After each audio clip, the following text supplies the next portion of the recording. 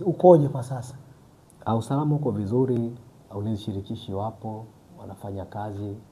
Mimi mwenyewe nikiwa kama mwenyekiti wa ulinzi na usalama, nahakikisha kwanza mtaa wangu uko salama, na pia vile vile na askari wa kutosha. Kwa hiyo mtaa uko salama kabisa. Mwaka mpya amekuwa anaandaa labda tafrija kidogo kwa ajili ya kushiriki na watu wenye changamoto za mahitaji maalum. Je, kwako wewe hiyo imekaaje? Kuna namna labda umeweza kuandaa kuweza kukaa na wananchi wako hususan wale wenye matatizo mbalimbali, au labda kwako wewe imekaaje? Okay. Katika kusherehekea mwaka mpya huu, vipo vitu ambavyo tumeshaviandaa. Tarehe 1 mwezi wa kwanza 2026, katika kupokea mwaka mpya, nimeona nifanye tafrija kwa ajili ya kuweza kukaa na watoto yatima pamoja na wajane, ili tuweze kunywa chai kwa pamoja na tuweze kula chakula cha mchana.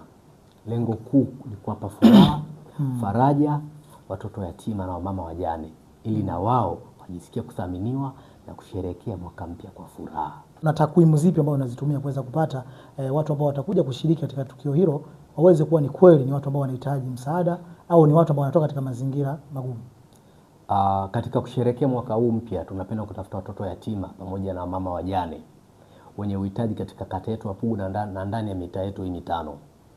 Nilishaongea na wenyekiti wenzangu, nilishatoa matangazo ndani ya mitaa hii mitano.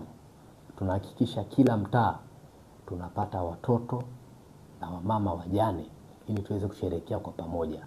Na kila mtoto yatima ambaye anasoma, tutampa madaftari, kalamu pamoja na begi, yanamaanisha stationery, vifaa vyote vya shuleni, ili aweze kwenda kusoma, ili angalau ajisikie na furaha.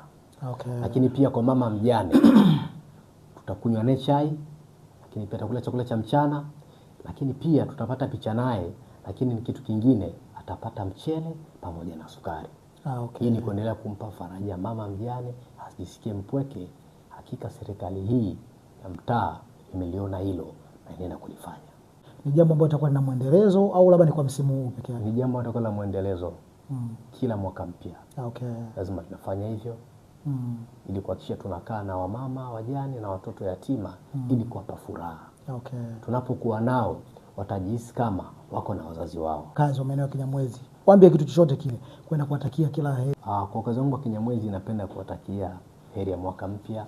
Tusherehekee kwa amani, tuweze kulinda taifa letu, tuweze kulinda Kinyamwezi yetu, tuweze kulinda rasilimali zetu, tupokee mwaka mpya kwa furaha. Mambo yaliyofanyika 2025 tuachane nayo, tuende katika mambo ya 2026.